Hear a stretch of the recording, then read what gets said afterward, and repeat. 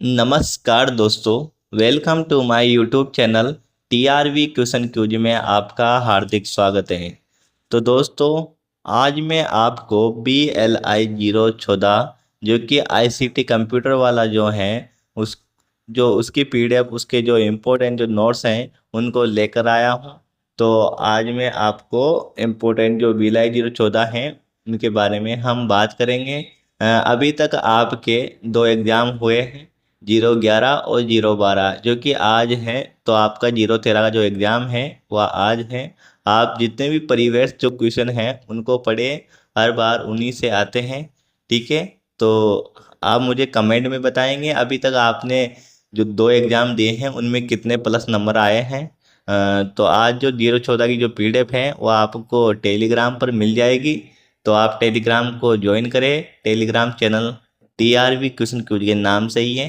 ठीक है। तो आप उसे भी ज्वाइन करें और आपको आज की जो पीडीएफ है उस पीडीएफ को पढ़े, ताकि आप एग्जाम में, और अभी तक दो एग्जाम हुए हैं उसमें आपको ट्रू टपल्स वाले मिले, सत्य और असत्य वाले जो क्वेश्चन आए हैं वो मिले हैं, ताकि आपको आसान से अब जो दो एग्जाम होंगे उसमें आपको बहुत कम मिलेंगे। ठीक है। तो ये 014 वाले में आपको ये जो सत्य असत्य वाले क्वेश्चन नहीं मिलेंगे, और ये 13 वाला है उसमें भी आपको नहीं मिलेगा। ठीक है। तो आप अलग से, मतलब बेसिक चीज़ें, जो कंप्यूटर की जो बेसिक चीज़ें हैं उनको आप कंप्लीट याद रखें, क्योंकि क्वेश्चन वाला जो क्वेश्चन बनाता है वो बेसिक चीज़ों से आपका क्वेश्चन पूछा जाएगा, क्योंकि हर बार क्वेश्चन इसमें से रिपीट नहीं होता, और आपको इसे कंप्लीट याद रखना है। ठीक है। तो चलते हैं BLI 014। ठीक है। तो आज मैं आपको BLI 014 आईसीटी इन लाइब्रेरी, इसके बारे में हम बात करेंगे। तो फर्स्ट यूनिट है कंप्यूटर की मूल बातें। ठीक है। कंप्यूटर के चार कार्य कौन कौन से होते हैं? कंप्यूटर के चार कार्य आपको याद रखना है कि डेटा को स्वीकार करता है, डेटा को प्रोसेस करता है और आउटपुट तैयार करता है और परिणाम संग्रहित करता है। ठीक है। तो आप इन चार कार्यों को याद रखना है। ठीक है। आगे क्या है कि कंप्यूटर की मुख्य विशेषता। कंप्यूटर की मुख्य विशेषता है, एक तो गति है, सटीकता है, स्वचालन है, भंडारण है और सहन शक्ति है और बहुमुखी है। ठीक है। तो आपको इन विशेषताओं को याद रखना है कि कंप्यूटर की कौन कौन सी विशेषता होती हैं। ठीक है। तो सभी कंप्यूटरों में दो बुनियाद भाग होते हैं, एक तो होता है सॉफ्टवेयर और एक होता है हार्डवेयर। तो हार्डवेयर कौन कौन से होते हैं? तो एक तो है मॉनिटर, कीबोर्ड और माउस और सीपीयू, ये क्या होते हैं? हार्डवेयर। ठीक है। सॉफ्टवेयर होता है जो हार्डवेयर का मार्गदर्शन करता है और उसे बताता है कि प्रत्येक कार्य को कैसा पूरा करे, तो उसे सॉफ्टवेयर कहा जाता है। सॉफ्टवेयर पर जो सॉफ्टवेयर होता है उसको हार्डवेयर का मार्गदर्शन करता है और उसे बताता है कि प्रत्येक कार्य को कैसे पूरा करे। ठीक है। तो आपको याद रखना है कि सॉफ्टवेयर कौन कौन से हैं और हार्डवेयर कौन कौन से हैं। ठीक है। तो कंप्यूटर के प्रकार, अब कंप्यूटर के प्रकार कौन कौन से होते हैं, कंप्यूटर कितने प्रकार के होते हैं? ठीक है। तो माइक्रो जो कंप्यूटर हैं, तो ये तकनीकी पर आधारित होता है। वो छोटा कंप्यूटर है, इसमें संपूर्ण सेंट्रल प्रोसेसिंग यूनिट लगाने में सक्षम बनाता है। ठीक है। तो आपको याद रखना है कि माइक्रो जो कंप्यूटर हैं वो एक तकनीकी पर आधारित है, वो छोटा कंप्यूटर है, वो संपूर्ण सेंट्रल प्रोसेसिंग यूनिट लगाने में सक्षम बनाता है। ठीक है। इसके दो भाग हैं, ये इसमें एक तो पीसी जो कि पर्सनल कंप्यूटर होता है, एक होता है वर्क स्टेशन। ठीक है। तो जो पर्सनल जो कंप्यूटर होता है ये माइक्रो प्रोसेसर पर आधारित एक छोटा एकल उपयोगकर्ता वाला कंप्यूटर है। ठीक है। तो आपको इसे याद रखना है कि माइक्रो पर आधारित एक छोटा एकल उपयोगकर्ता, जो मतलब यूजर वाला जो कंप्यूटर है। ठीक है। तो पर्सनल जो कंप्यूटर हैं ये किस पर आधारित हैं? माइक्रो प्रोसेसर पर आधारित हैं। एक ये छोटा वाला जो कंप्यूटर है, मतलब जो इसे यूजर कंप्यूटर है। ठीक है। अगला क्या है? ये वर्क स्टेशन। ये क्या है? ये एक शक्तिशाली एकल उपयोगकर्ता कंप्यूटर है, जिसे पर्सनल कंप्यूटर की तरह होता है। लेकिन इसमें अधिक शक्तिशाली माइक्रो प्रोसेसर है और उच्च गुणवत्ता वाला मॉनिटर होता है। ठीक है। तो आपको इसे याद रखना है कि तो इसमें माइक्रो प्रोसेसर मतलब जो शक्तिशाली माइक्रो प्रोसेसर होता है और एक उच्च गुणवत्ता वाला मॉनिटर होता है। ठीक है। तो आपको इसे याद रखना है। ठीक ठीक है, ये पर्सनल कंप्यूटर की तरह होता है। और आगे क्या है, SLIM। ठीक है, अगर आपसे फुल फॉर्म पूछी जाए तो आप बताना कि SLIM की फुल फॉर्म क्या है। तो system for library information management. ठीक है, तो आपको इसे याद रखना है।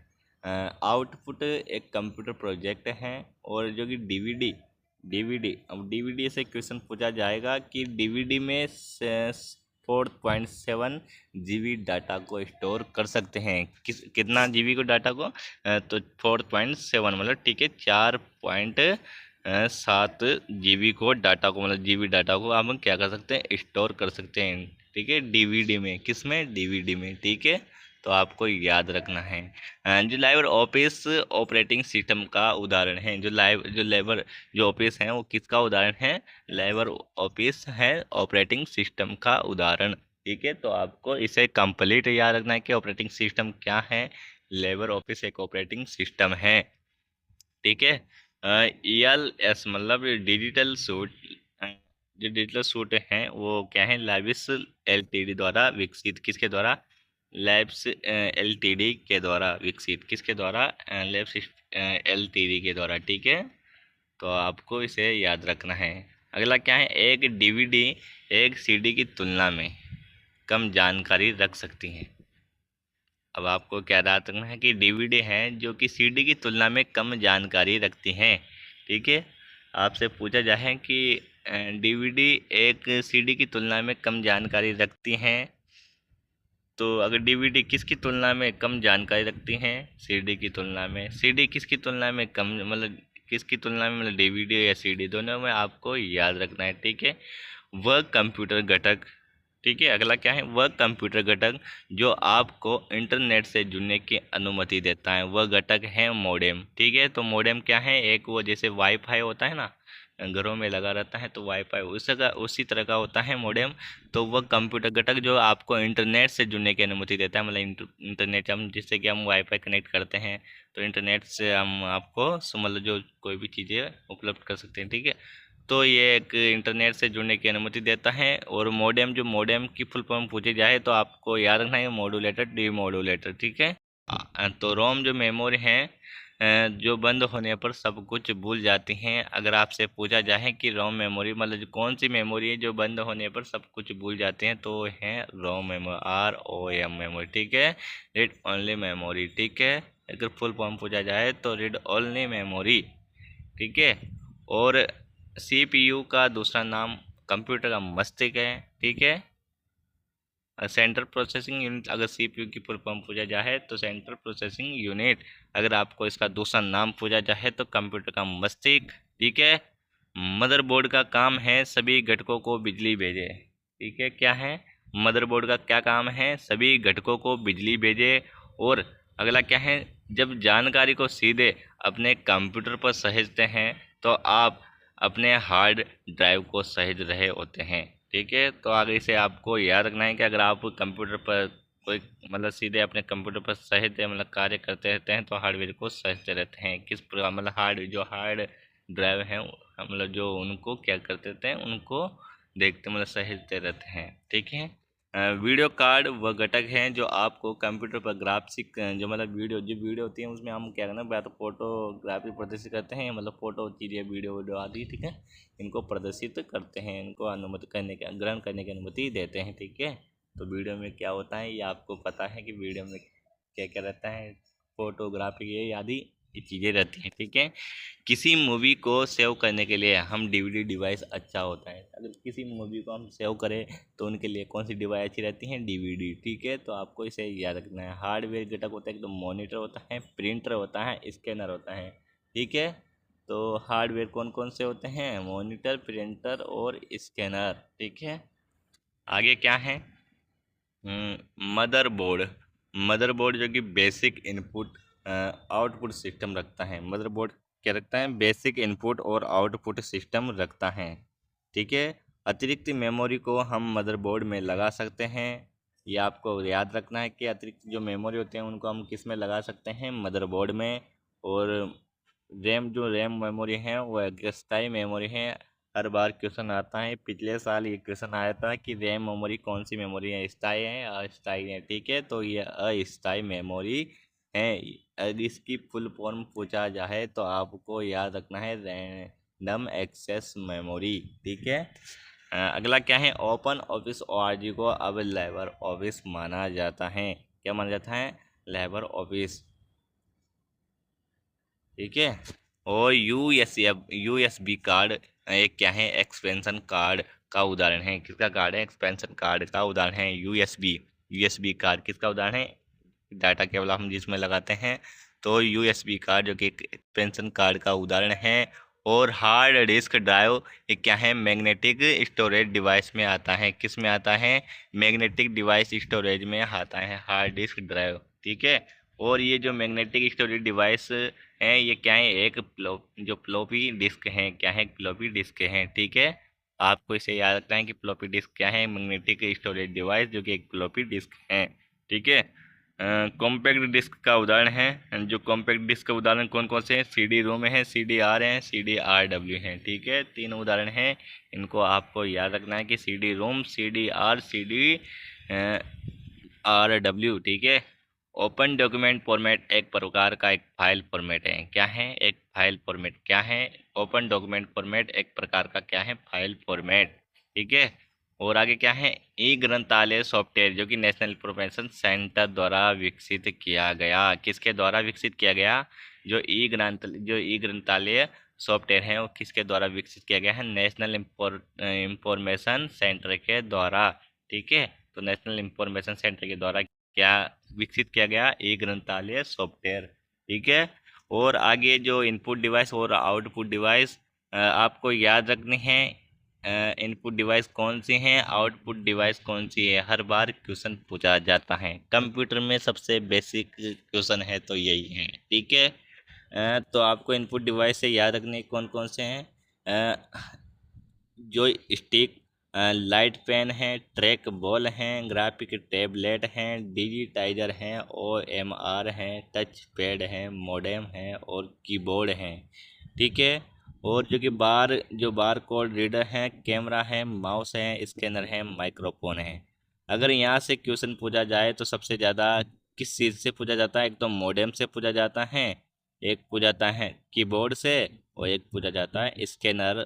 ठीक है। तो ये तीन चीज़ें ऐसी हैं जिनसे आपको क्वेश्चन बनता है, तो आपको इसे ज़्यादातर याद रखें, O M R, touch pad, modem, keyboard. ठीक है। तो हम इन सभी को याद रखें कि इनपुट डिवाइस से कौन सी हैं और आउटपुट डिवाइस कौन सी हैं। आउटपुट डिवाइस हैं बार कोड प्रिंटर, प्लॉटर, मुद्रक, मॉनिटर, स्पीकर, एयरफोन और प्रेक्षक और प्रोजेक्टर। ठीक है। तो ये क्या है, ये आउटपुट डिवाइस हैं। ठीक है। तो आपको इसे याद रखना है। अगर इसमें से क्वेश्चन पूछा जाए तो एक क्या कौन से क्वेश्चन पूछे जाते हैं, एक तो मॉनिटर के बारे में पूछा जाता है, बार कोड प्रिंटर के बारे में पूछा जाता है, और एक प्लॉटर के बारे में पूछा जाता है। ठीक है। तो आपको इन सभी को याद रखना है। आगे क्या है, रिश्ता मीमांस इंटरनेट आधारित दस्तावेज का वर्गीकरण है। ठीक है। रिश्ता मीमांस है क्या है, एक इंटरनेट आधारित दस्तावेजों का वर्गीकरण। ठीक है।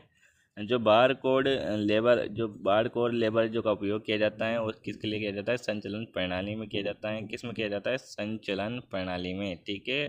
तो बार कोड लेबर का उपयोग किस में किया जाता है, संचलन प्रणाली में। ठीक है। अब आते हैं और भी इम्पोर्टेंट जो नोट्स हैं उनके बारे में हम बात करेंगे।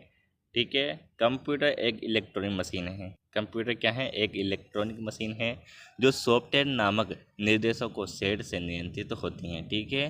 तो आपको जो लाइन है उसको याद रखना है, कंप्यूटर एक इलेक्ट्रॉनिक मशीन है। अगर आपसे पूछा जाए कि कंप्यूटर कौन सी मशीन है, तो इलेक्ट्रॉनिक मशीन है जो सॉफ्टवेयर नामक निर्देशों से सेट से नियंत्रित होती हैं। ठीक है। हाइपरलिंक जो कि किससे बनती हैं, HTML टैग से बनती हैं। ठीक है। आपको इसे याद रखना है, बहुत ही इम्पोर्टेंट क्वेश्चन है कि हाइपरलिंक किससे बनती हैं, तो ये HTML टैग से बनती है। ठीक से। ठीक है। और SGML ये क्या है, मार्क अप लैंग्वेज है। क्या है, मार्क अप लैंग्वेज।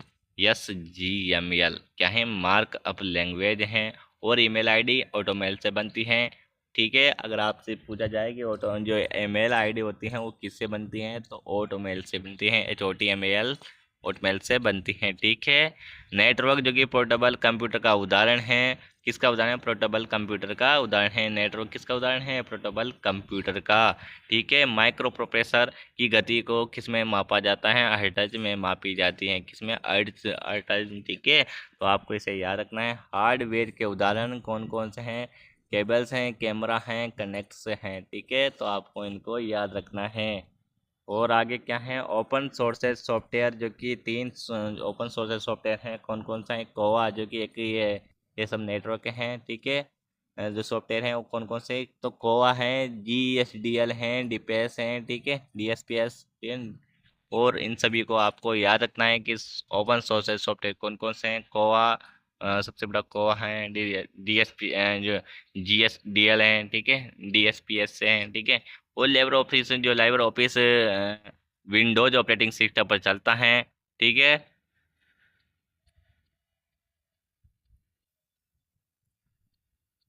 तो इसे आपको याद रखना है। ठीक है, ये ऑपरेटिंग सिस्टम जो विंडोज ऑपरेटिंग सिस्टम पर बनता है, चलता है। ठीक है, और जो मतलब जी, जो अभी नोट में लिखा गया है कि जी यानी यू को कंप्यूटर ऑन अ चिप में नहीं जाना जाता। ठीक है, तो जी यानी यू को क्या इसमें कंप्यूटर ऑन एम चिप में नहीं जाना जाता। आगे क्या है कि क्लॉक स्पीड, जो माइक्रो प्रोसेसर को स्पीड बताती हैं। जो क्लॉक स्पीड है वो किस, जो मतलब माइक्रो प्रोसेसर को स्पीड बताती हैं। तो जो क्लॉक स्पीड है वो किसको स्पीड बताती है? माइक्रो प्रोसेसर को।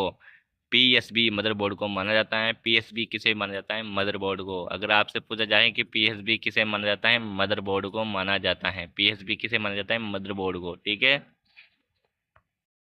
QR कोड, जो QR कोड है इसकी खोज 1994 में जापान कंपनी डेनेस्को के द्वारा, डेनेसो वे के द्वारा हुई है। किसके हुई है? डेनेसो वे के द्वारा हुई है। ठीक है, तो अगर आपसे पूछा जाए कि QR कोड की जो खोज 1994 में हुई है, कहाँ हुई है? जापान कंपनी डेनेसो वे के द्वारा हुई है। ठीक है, बायोमेट्रिक, जो कि 1965 में शरीर की माप और मानव विशेषताओं में गणना के लिए की जाती है। जो बायोमेट्रिक की जो खोज हुई है वो कब हुई है? 1965 में हुई है। किसके लिए हुई है? शरीर के माप और मानव विशेषताओं की गणना के लिए। ठीक है, तो कंप्यूटर का उपयोग करने की अवस्था को हम क्या कर देते हैं? लाइब्रेरी ऑटोमेशन, मतलब पुस्तकालय स्वचालन। ठीक है, अ, ठीक है, तो आपको इसे याद रखना है कि जो कंप्यूटर का उपयोग करने की अवस्था को क्या कहा जाता है? लाइब्रेरी ऑटोमेशन, ऑटोमेशन कहा जाता है। ठीक है, आगे क्या है? पुस्तकालय स्वचालन का तात्पर्य है कि कैटलॉग और सर्कुलेशन से जैसे पुस्तकालय की विशिष्ट प्रक्रियाओं को स्वचालन करने के लिए कंप्यूटर का उपयोग, ठीक है, उपयोग करते हैं। तो आपको इसे याद रखना कि जो ऑटोमेशन, जो लाइब्रेरी ऑटोमेशन का तात्पर्य क्या है कि कैटलॉग और सर्कुलेशन सेवा जैसे कोई भी सर्कुलेशन, जैसे पुस्तकालय की जो विशिष्ट प्रक्रियाओं को स्वचालन करती हैं, ये कंप्यूटर का उपयोग करते हैं। ठीक है, आगे क्या है?